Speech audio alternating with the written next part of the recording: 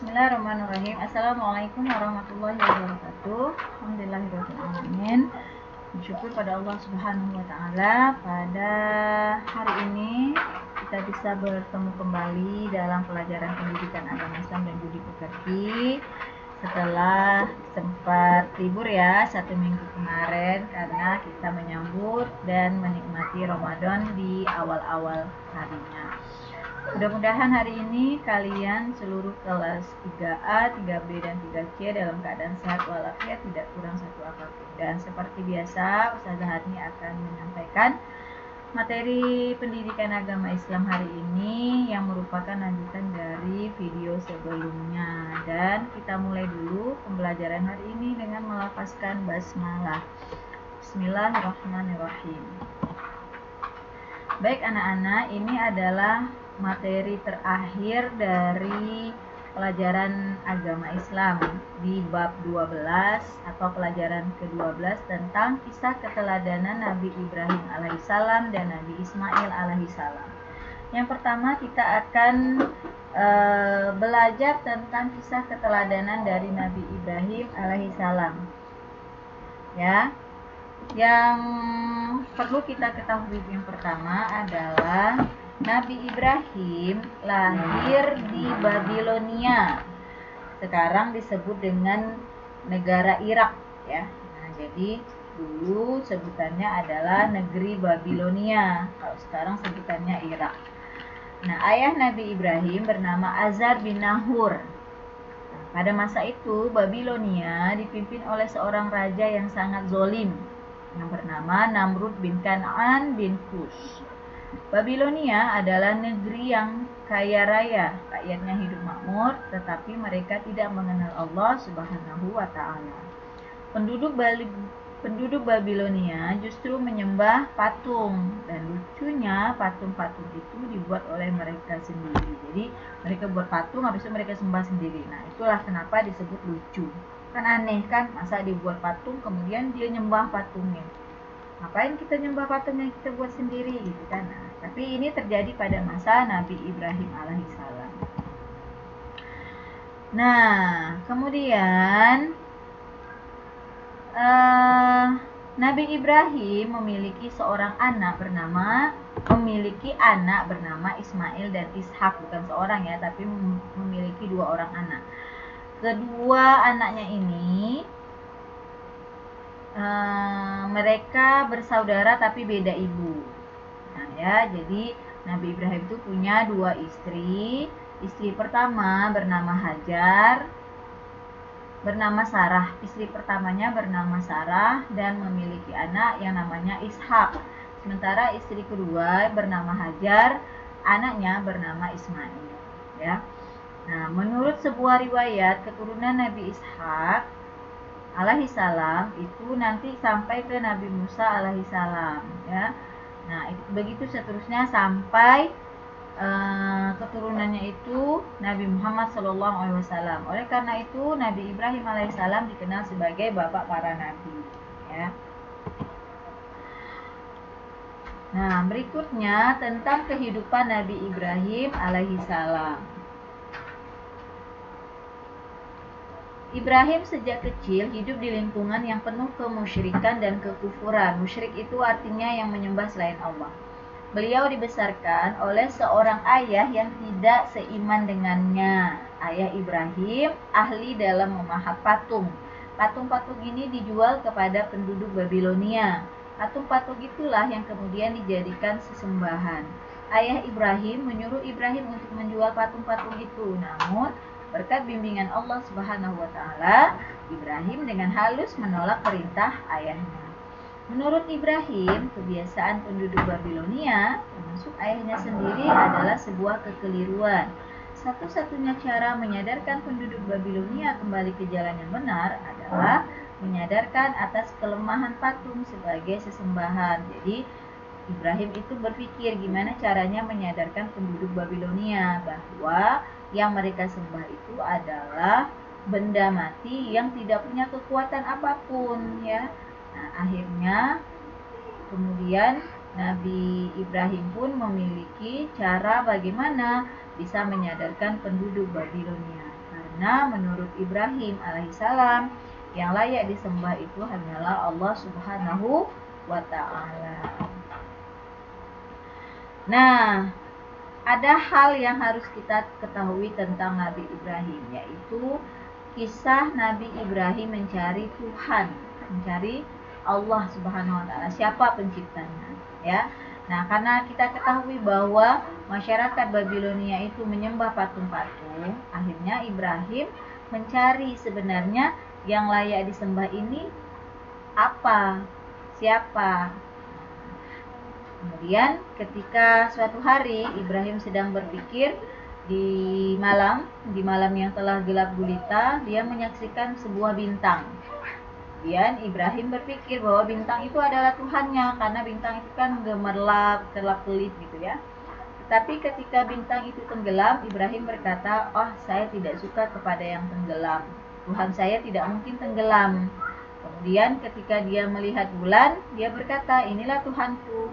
Tapi ketika bulan itu terbenam pun, Ibrahim berkata, "Sesungguhnya jika Tuhanku tidak memberi petunjuk kepadaku, pastilah aku termasuk orang yang sesat." Ya kan, masalah yang kita sembah tapi tenggelam, hilang. Nah, itu kan tidak mungkin. Kemudian ketika dia melihat matahari, Ibrahim berkata, "Inilah Tuhanku, ini yang lebih besar." Namun ketika matahari itu terbenam, dia berkata dalam hatinya, tidak mungkin, berarti ini bukan Tuhanku, karena Tuhanku tidak akan pernah hilang, tidak akan pernah tenggelam. Nah, sampai di situ akhirnya Ibrahim menemukan sebuah jawaban bahwa ada yang lebih hebat dari bintang, bulan, dan matahari, yaitu yang menciptakan bulan, bintang, dan matahari itulah adalah Tuhannya. Hingga akhirnya Nabi Ibrahim berkata kepada kaumnya, "Hai kaumku, sesungguhnya aku berlepas diri dari apa yang kamu persekutukan.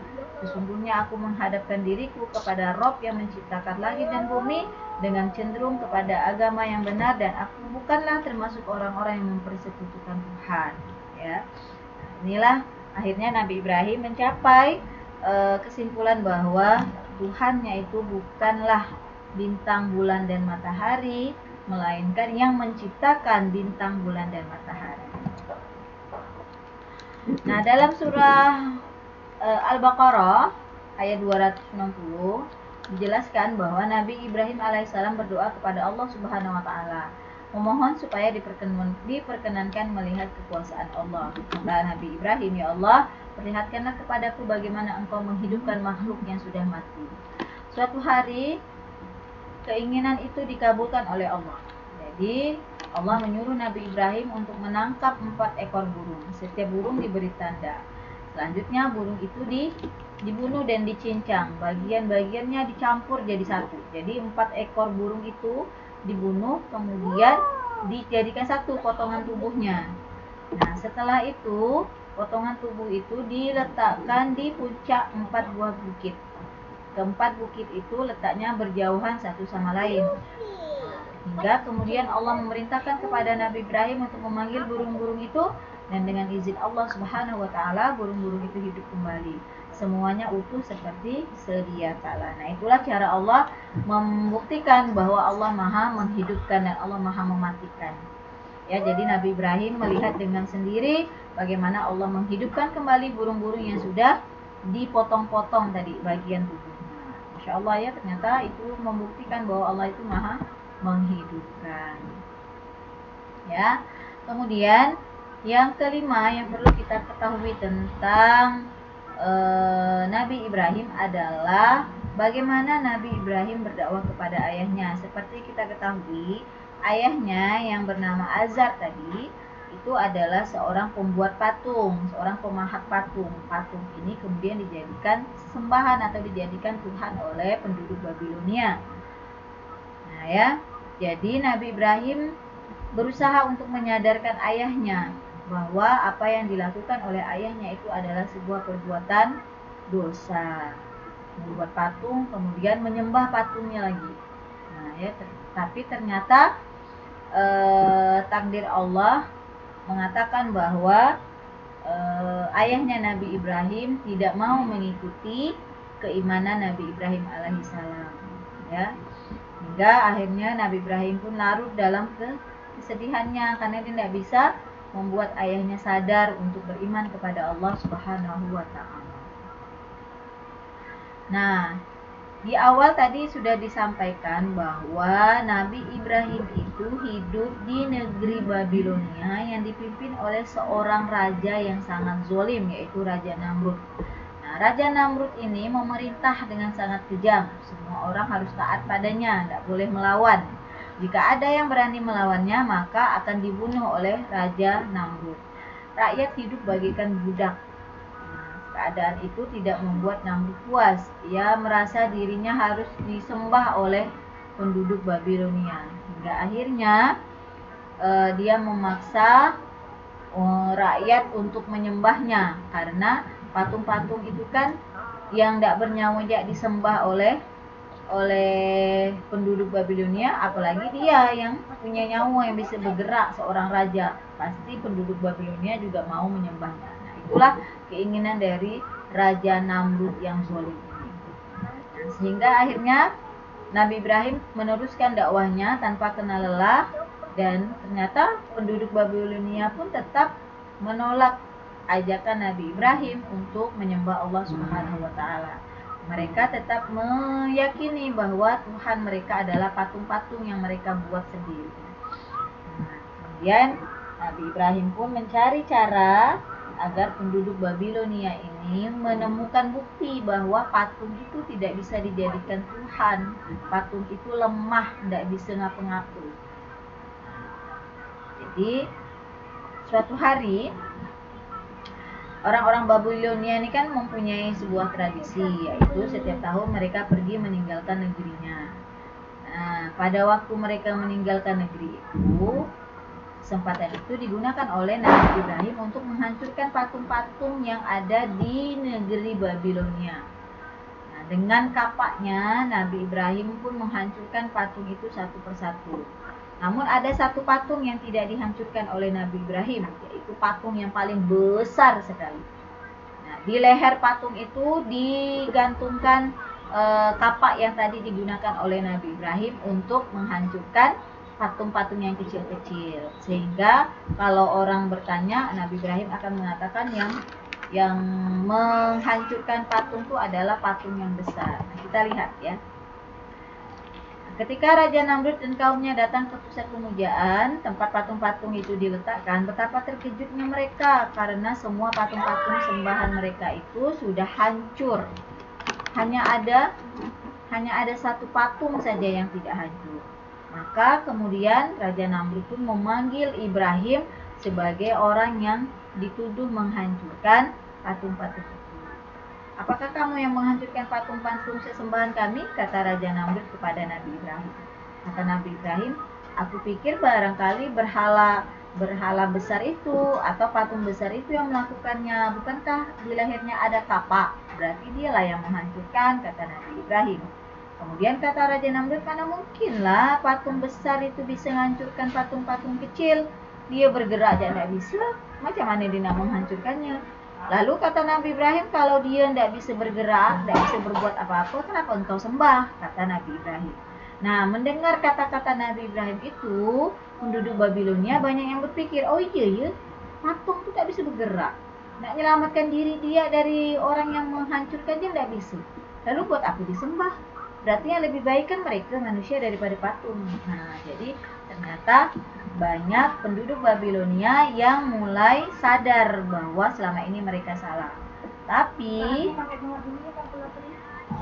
pernyataan itu justru membuat Raja Namrud semakin murka kepada Ibrahim alaihissalam. Akhirnya Raja Namrud memerintahkan kepada prajuritnya untuk membakar Nabi Ibrahim secara hidup-hidup. Setelah kayu bakar dikumpulkan, Nabi Ibrahim alaihissalam diikat dan dilempar dengan alat pelontar yang membara. Api menjalar mendekati Nabi Ibrahim alaihissalam, akan tetapi ia tetap tenang, hatinya bertawakal karena ia yakin Allah Subhanahu wa taala tak akan membiarkannya.